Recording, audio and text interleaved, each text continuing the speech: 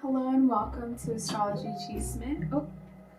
This is gonna be a really brief video about the eclipses that I've been meaning to make for a really long time. I actually wanted to make kind of like an essay about it, but I thought it might be too dark.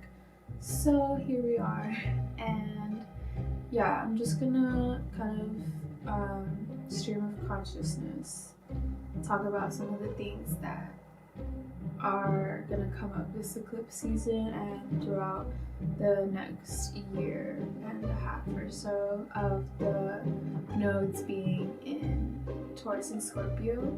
For those that don't know, the nodes are eclipse points in the sky. They are not actual planets or celestial beings. They're just mathematically calculated points. I've also made some videos on the nodes before that I can plug here if you want to learn more about what they mean. And Taurus is a deep, earthy, rich, quite stubborn sign. So Taurus and Scorpio are fixed modalities, and that means that they are in the peak. They're not the peak. When I say peak, yeah, peak of their season. They are in the prime, and so what they seek to do, because it's not the beginning of the season, it's not the end of the season that's starting to change, which is more mutable, and it seeks to maintain that, which could lead in some ways to stagnancy, or like that's kind of like the more negative side associated with fixed signs. And so definitely the eclipses being in fixed signs points to us releasing things that are kind of long overdue. Like, I want you to remember, first of all, that all goodbyes are long overdue. And this could be to people, it could be to possessions, ideas, depending on what house you have these signs in. But with the North Node in Taurus, I kind of wanted to speak to this transit being kind of dark, honestly. The South Node in Scorpio. This North Node is something we're moving towards. The South Node is where we release. And Scorpio is already really comfortable, I think, with certain aspects of release, especially those having to do with truth and death. And so a big part of this is also accepting the darkness and the light. This axis is feeling sad. This is what I wrote in my notes. This axis is feeling sad and going to someone for a hug, breaking bread, and being on the land. So I think a big part of this is, releasing that scorpionic kind of pain that we all have in our charts, whether or not we have Scorpio or not we have that deep, emotional water sign trauma or memory that we refuse to let go of for reasons that I'm not judging you for. Just saying that moving towards Taurus, it's asking, can I have a hug right now? Can I come back to the body? Breaking bread with people you trust. That's really important. There's also a lot to be learned about the wisdom of the body and like how we hold pain in our body, but also how, if you don't know your own scorpionic depths, if you're not really aware of them or have befriended that side of yourself, then you're not fully embodied. A part of you is in denial, and you're not really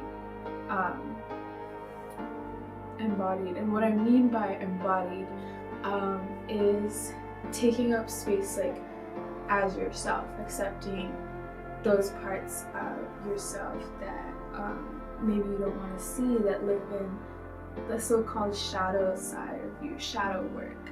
You haven't done shadow work, which comes with acknowledging the parts of yourself that are acting from a place of immaturity, acting from a place of childhood, like whatever, abandonment, whatever you want to call it, those scorpionic depths. And then finally, I guess on a global level, or like a political level, I guess you would say, because it's not my channel for not getting into that, right? How am I participating in overconsumption? With Taurus and Scorpio axis, there's always something to be said about possessions and desire and desirability. Taurus in Western astrology is often reduced to, oh, you like to eat, you like your bubble baths, you like your fluffy robe and your spa experience and sleep.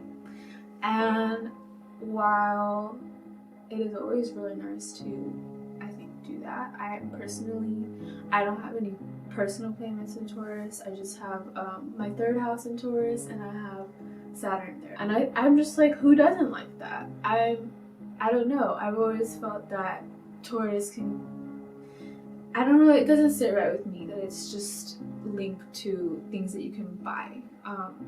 And that's a big part of, white astrology, white-centered astrology, Western astrology. So looking at it from a more indigenous perspective, because Scorpio does move from a place of like your deepest desires, and that's something that we're examining in our South Node and kind of having to move with some different perspective. Yeah, I think a big theme is definitely like as you might know what I'm getting at, is eco-justice, because Taurus is an earth sign, and I think that I've been saying to my friends for a while that like land back, like, or if you're in any type of like campaign or like garden or any type of land-centered movement, like this is going to be a really good year for you. And I also see maybe people entering it on a mass level, but maybe for the wrong reasons. And the big part of this is people like moving up to quiet parts around here, like where I live, or just anywhere outside of like big urban cities. And when you buy something, you are basically saying you're exchanging something, and there's like a sacrifice. Buying, earning, anything, like when you're gaining something new, there's always like a sacrifice that you have to do. And I think that's a big part of the thing that we're seeing now with like, I don't know, just people being more conscious of resources, which don't necessarily have to be materialistic. They could be time or spiritual, like another like energetic type of thing. And that's really good, and I like that, and I think that's gonna be a big theme. I just wanted to like keep this light, but it's really dark. I was taking a dark turn, I think, but then I kind of like went back to light. But one thing that kept ringing in my head over and over as I was like meditating on these nodes is the profitability of death. And I think that's another huge thing that comes with the Scorpio South Node is if Scorpio is really tied to death, and these nodes are happening or like being felt, I guess, on like a more global and political, I would say, lens. The nodes, if you look at them critique in like a critiquing point of view, not just like a if you get it like a nuanced point of view, whatever. The North Node, yes, it shows like where we grow and where we're kind of like ultimately headed, but there's always a caution that must be exercised for overconsumption. And I think I spoke about this a little bit earlier, but again, we can overdo the Taurus thing. And in this world, yeah, Taurus is really more than Scorpio, because it's an earth sign, is linked to currency and to profitability. And so there can be too much of an emphasis on that and kind of like a releasing of the Scorpio. I'm not talking about any of y'all, I'm just saying like on a political reality. It's just more profitable for us to die. And so I just remember that. And I'm sorry if that is not what y'all came on my channel to be reminded of today. I just remember that these systems were literally designed to kill my people. I'm not even exaggerating. If you just fuck this shit, like literally, if you can relate to what I just said, just remember to fucking like find value outside of this shit. Get yours, you know what I mean? Like get yours, and don't let people call you lazy or whatever the fuck. if you are getting your bag in a different way. And I know a lot of us are, so cheers to that. There's only one other thing I want to talk about because I really want to wrap this up soon. This Mars-Venus aspect. There's a big thing also to beauty, like a correlation to beauty, and I know that there's a level of like just icky shit that come with desirability, like colorism. I think a lot of us are waking up to like the beauty industry and the fucked up ways of like the predatory makeup industries, and I did see a study that there's like a huge drop in makeup consumers, and I applaud that.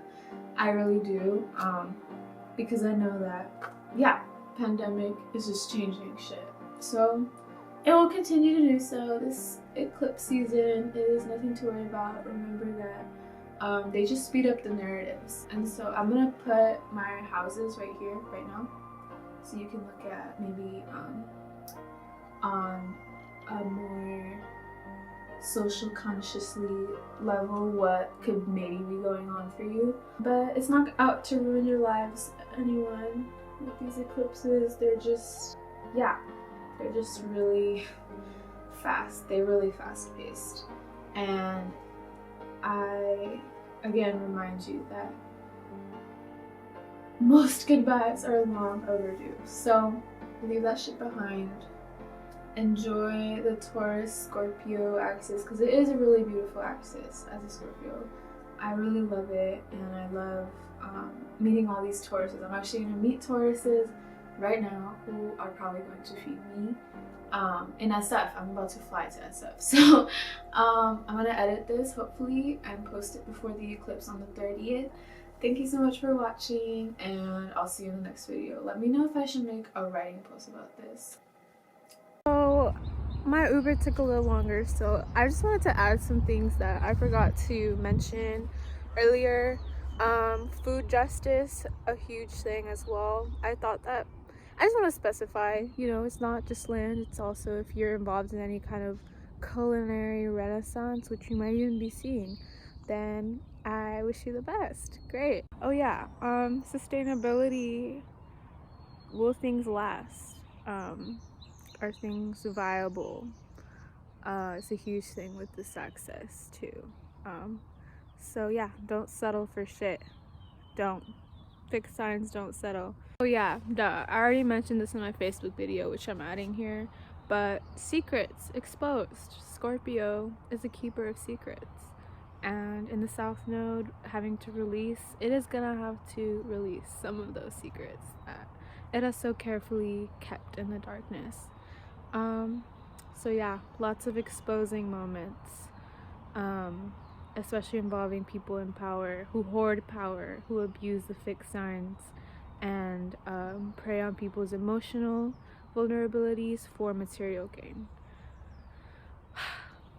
But yeah, bye y'all.